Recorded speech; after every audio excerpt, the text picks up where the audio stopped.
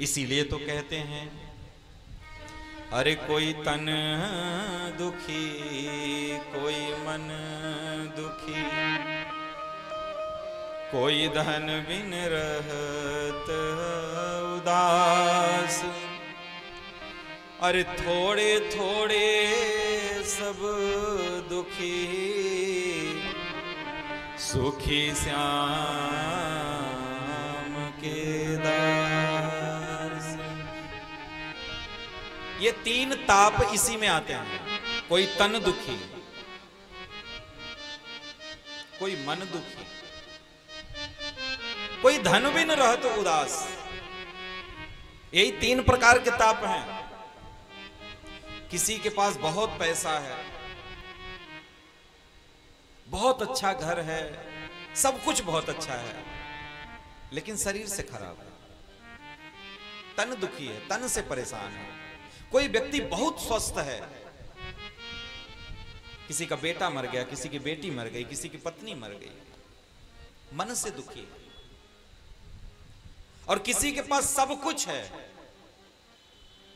धन नहीं, धन के लिए दर दर भटक रहा है। थोड़ा थोड़ा सब लोग दुखी हैं। इतना जरूर ध्यान देना, मैं एक बात जरूर बार बार ये बात बोलता हूं कि जितने भी घर के बाहर लोग घूम रहे हैं, वो चाहे पार्क में मिले आपसे, रोड में मिले, चाहे सहनाई मैरिज लॉन में मिले, ये सब लोग सुखी हैं इसलिए घर से बाहर निकले। जो दुखी हैं वो बेचारे घर में बैठे, वो चाहे बीवी से लड़ाई करके बैठे हो फिर भी घर ही में रहेंगे। कहां जाएंगे? थोड़ी तब जाएंगे शॉपिंग करने के लिए। जब दोनों में पटरी अच्छी खाती है तो शॉपिंग करने के लिए निकलते हैं, चलो। और ऐसे ही मुस्कुराते चेहरों को देख करके हम लोग भटक जाते हैं, यार ये तो बहुत अच्छी जिंदगी जी रहे हैं। कभी भी इस जगत को देख करके इस भ्रम में मत पड़ना, इस जगत को देख करके इस भ्रम में मत पड़ना। कोई सुखी नहीं है, कोई सुखी नहीं है। सुखी केवल एक ही है, जो एकांत जीवी हो गया। सुखी होना है तो आपके जीवन में जितने कम लोग होंगे उतने सुखी होंगे आप। जीवन में मित्रता कम कर दीजिए, लोगों से संबंध कम कर दीजिए, आप अपने आप सुखी हो जाएंगे,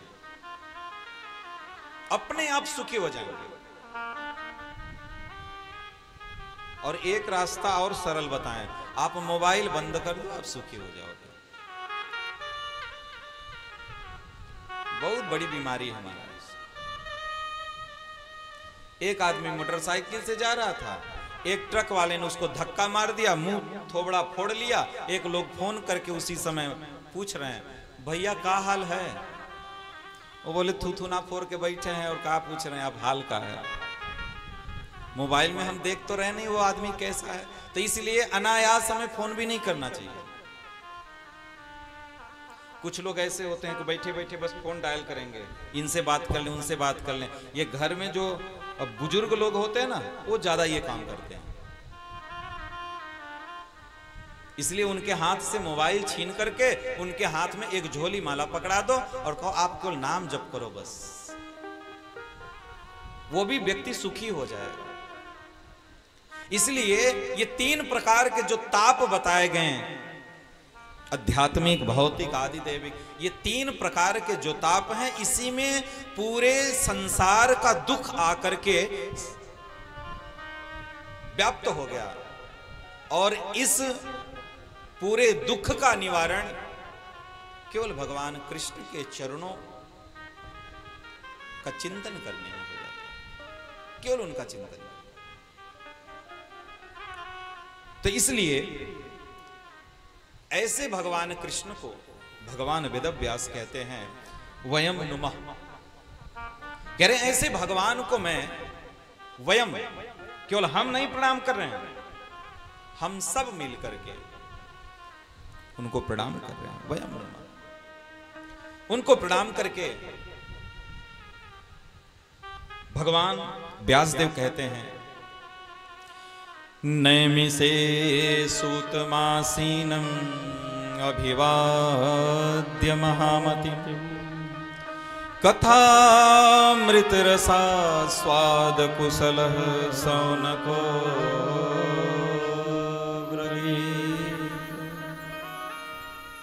कह रहे हैं, नैमिषे सूतमासीनम अभिवाद्य मता महामति।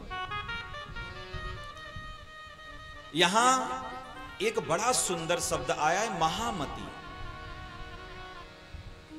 आपने सुना होगा कि जिनकी बहुत अच्छी, जिनको शार्प माइंड बोलते हैं, जो बहुत बुद्धिमान होते हैं, उनको कहते हैं बहुत अच्छी बुद्धि का है, बड़ा विवेकी है।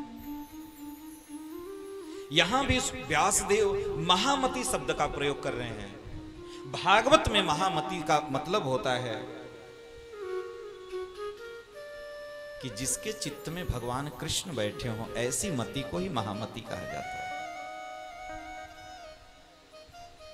जिसके चित्त में भगवान कृष्ण बैठे हों, ऐसे चित्त वाले व्यक्ति को ही महामति बोला जाता है।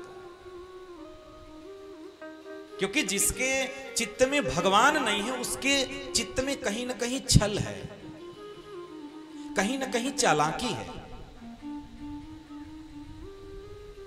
कहीं ना कहीं उसके दिमाग में दोष है। जैसे अगर आपको एक छोटा सा उदाहरण दूं, आजकल बैंक को हैंग कौन कर रहा है? एटीएम को, आप ऑनलाइन ट्रांजैक्शन को हैक कौन कर ले रहा है? कोई फावड़ा चलाने वाला, ब्रिलियंट माइंड वाला है ना, उसके अंदर कूट बुद्धि, दोष है ये। जो बहुत बुद्धिमान होते हैं उनके अंदर कुछ न कुछ दोष होता है। इसीलिए जब ब्रह्मा जी को भगवान ज्ञान देने लगे तो बोले, ज्ञान विज्ञान समन्वितम। ज्ञान तो बच्चों को देना है, लेकिन ज्ञान के साथ साथ विज्ञान भी देना है। हम उसी विज्ञान की बात करें, उसी महामति की बात कर रहे हैं, जिस महामति के बारे में भगवान वेदव्यास कह रहे हैं। जिसके चित्त में भगवान कृष्ण विराजमान हो जाएं, वही महामति है। फिर उसके हृदय में, उसके मति में कपट नहीं होता है, कपट नहीं होता है। जो छल कपट ईर्ष्या द्वेष से जो रहित है, ऐसे ही ईर्ष्या द्वेष छल कपट से रहित मति को लेकर के नैमिषारण्य क्षेत्र में सूत गोस्वामी के साथ 88,000 शौनक आदि ऋषि बैठे। क्या करने के लिए बैठे हैं? भगवान की रसमयी कथा को रसपान करने के लिए बैठे हैं। देखना आप कि जब जब हमारे चित्त में कृष्ण आकर के विराजमान होते हैं, जब जब हमारी मति महामति बनकर के हमारे साथ चलती है, तब तब हमारे मन में ये भाव उत्पन्न होता है कि कहीं कुछ सत्संग सुनने को मिले, कुछ कहीं कथा कीर्तन सुनने को मिले। तब किसी की मदद करने का भाव जगता है, अपने बड़ों का सम्मान करने का भाव जगता है, अपने बड़े भाई से स्नेह से बात करने का। आप देखना, कुछ समय ऐसा होता है जब पत्नी हो, पति हो, बच्चे हो, बूढ़ा हो, बुजुर्ग हो, अपनों से बड़ा प्रेम से बात करने की इच्छा जागती है हृदय में। कभी कभी बेटा कहता है कि अपने पिता से, पिताजी बहुत आप भाव देकर के बात कर रहे हैं। पत्नी भी ऐसे कभी कभी बात करती, पति को लगता है आज जेवा कटने वाला है। इतनी सरलता से बात कर रही, इतना भाव से, उसका मतलब जेब काटना नहीं है। कभी कभी हृदय में कृष्ण आकर के बैठ जाते हैं, चित्त महामति में बदल जाती है, तब ये अपनों से और चाहे परायों से ये बड़ा भाव देकर, बड़े प्रेम से बात करने का भाव उसके अंदर पैदा होता है। किसी के साथ अच्छा व्यवहार जब जब हम करते हैं तो जानना हमारी मति बहुत पवित्र है, बहुत पवित्र है। इसलिए जब जब हमारा चित्त बहुत पवित्र होता है, तब हमें ऐसा भाव मन में उठता है कि कहीं भगवान की कथा श्रवण करने का अवसर प्राप्त हो जाए। ऐसे ही अवसर लेकर के 88,000 शौनक ऋषि नैमिषारण्य क्षेत्र में बैठे हैं। कथा श्रवण करने के लिए। नैमिषे सूतमासीन, सूत जी के सामने हाथ जोड़ करके शौनक आदि ऋषि कथा श्रवण करने की इच्छा लेकर के बैठे। देखिए एक बात बताएं,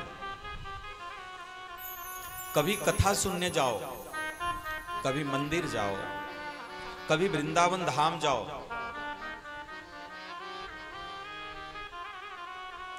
कहीं भी जाओ, सदैव अपने मति वालों को अपने साथ लेकर के जाना। अपने मति वालों को, जैसे आप कथा सुनने आए हैं, पता लगा ऐसी पड़ोसन को हम लेकर के चले आए कि वो 5 मिनट बाद कहती है चलो अब हमारा मन नहीं कर रहा है सुनने का। हो गया बेड़ा गर्क आपका। हम तो आए थे कथा सुनने के लिए, लेकिन वो हमें बार बार डिस्टर्ब कर रही है। अब मान लो हमारा मन कर दिया वृंदावन चलने के लिए, और हम ऐसे व्यक्ति को लेकर के चले, वो बोला कि देखो खाओ पियो होटल में 1-2 दिन, चलो घूमो टहलो, हम चलते हैं। चलो मान लो हमको कोई लेकर के मॉल में चला गया शॉपिंग करने के लिए, तो हम तो देखो एक तरफ खड़े रहेंगे हाथ जोड़कर, भैया तुम घूम टहर के खरीद लो, और फिर खरीद करके हम चलते हैं। तो जीवन में एक बात ध्यान रखना, कभी जीवन में घर से निकलना तो निकलते समय ये ध्यान देना कि हम जिसके साथ जा रहे हैं उसकी मति हमारी मति से मैच खाती है कि नहीं। जो इच्छा हमारे अंदर है वो इच्छा इसके अंदर है कि नहीं। अगर वो इच्छा है तो आपका घर से निकलना सफल है, और अगर उसकी मति आपके जैसे नहीं है तो घर से निकलना असफल हो जाएगा। कुछ लोग इंस्पायर करते हैं और कुछ लोग एक्सपायर करते हैं। कुछ लोग हमको कहते हैं चलो आधे घंटे और बैठ करके सुनते हैं, कुछ लोग कहते हैं आधा घंटा, ऐसे बोलते हैं आधा घंटा। उनको लगता है आधे घंटे में हमारे प्राण चले जाएंगे।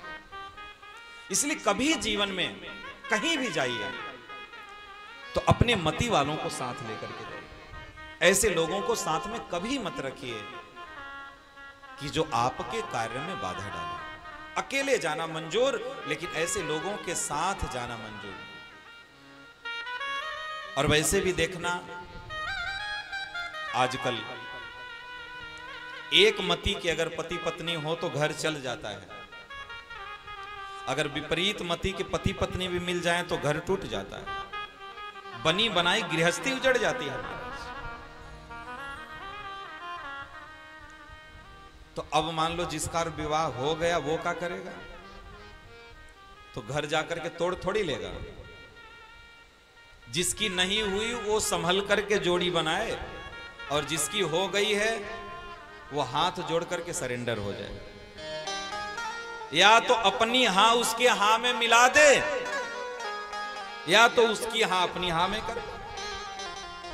ऐसा नहीं है कि हम घर जाकर के तोड़ देंगे, हमारी तो इनसे पटती नहीं, हमारे तो विचार नहीं मिलते, अब हमें इनके साथ नहीं रहना। नहीं, ऐसा नहीं करना।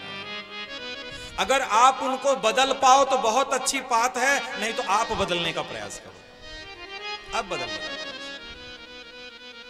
इसलिए नाव को चलाने के लिए हमें नाविक पर विश्वास करना पड़ेगा। नाविक पर विश्वास करना।